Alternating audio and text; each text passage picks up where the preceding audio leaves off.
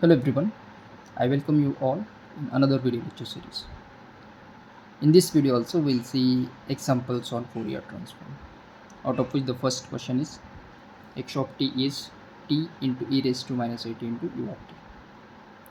ये वाला सिग्नल दिया है और इसका हमें फाइंड आउट करना है फोरियर ट्रांसफॉर्म. अब अगर हम ट्रेडिशनल मेथड से जाएंगे writing the integration formula and performing it, तो यहाँ पर हमें अप्लाई करना पड़ेगा u into v rule because your t is given.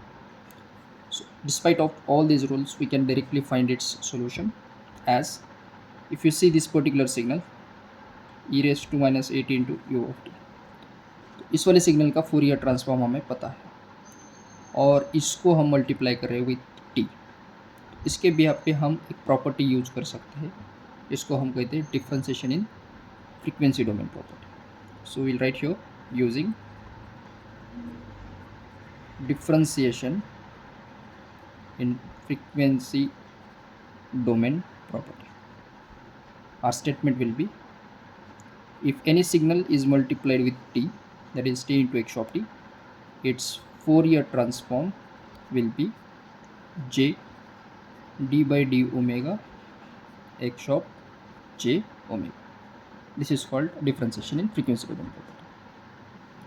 तो सबसे पहले तो हम इस वाले जो सिग्नल है उसका फोरियर ट्रांसफॉर्म लिखेंगे, that is e raised to minus 80 into u of t. Its Fourier transform will be 1 upon a plus j omega. This will be its Fourier transform. So if I put it here, we can get t into x of t is nothing but e raised to minus 80 u of t. Its Fourier transform will be j d by d omega.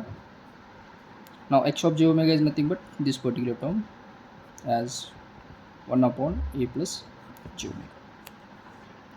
तो हम अब इस वाले term को differentiate करेंगे with respect to omega. So यहाँ पर हम अप्लाई करेंगे u बाई v का rule, that I am writing it here. u by v will be v into u dash minus u into v dash divided by v square. तो अगर हम ये rule use करते हैं, so we can write here j into v is nothing but this a plus j omega u dash, यानी कि 1 का differentiation 1 constant, तो इसका differentiation 0 minus u is nothing but 1 into v dash. अब a plus j omega का differentiation में a का differentiation तो 0 आ जाएगा, कांस्टेंट है, और जे ओमेगा का differentiation with respect to omega it will be j. So here will get j divided by v square, यानी a plus j omega whole square. ये तो टर्म 0 है. Now we are left with j into this part minus j upon a plus j omega square. So j into j that will be j square, तो ये आ जाएगा minus j square upon a plus j omega square. Now as you know j square का value -1 होता है, so this minus becomes plus. So our answer will be x of j omega आ जाएगा 1 upon a plus j omega whole square. So this will be our Fourier transform using differentiation in frequency domain property. Okay. Now let us see another example. Now the example that we are solving on Fourier transform, most of them are asked in either university examination or even in GATE examinations. Let's write the second question.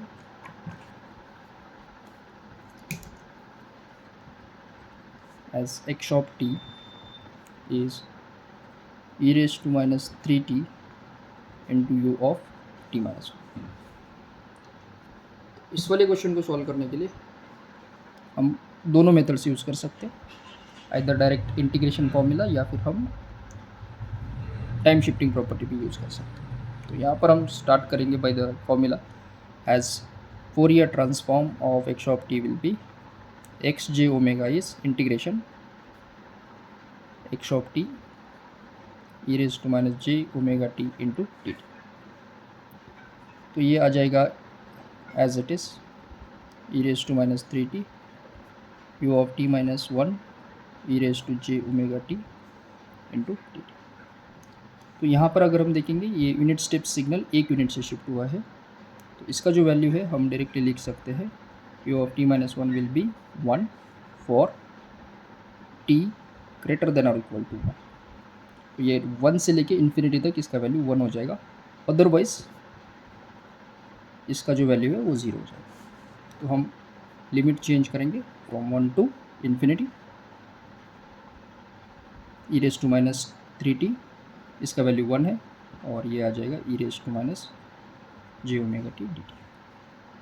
अब हम जो common term है वो निकालेंगे। So if I take t as common with minus sign, तो ये हो जाएगा into d t. So if I perform the integration will get 3 plus j omega T upon minus 3 plus j omega over the limit 1 to infinity. We'll take this outside, minus 1 divided by 3 plus j omega. Upper limit अगर हम यहाँ पर infinity लिखेंगे तो ये e raised to minus infinity, lower limit 1, तो ये आ जाएगा minus e raised to minus 3 plus j।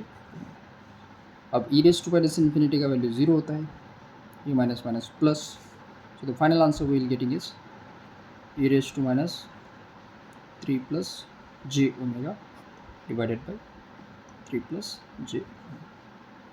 So this will be our Fourier transform. Okay.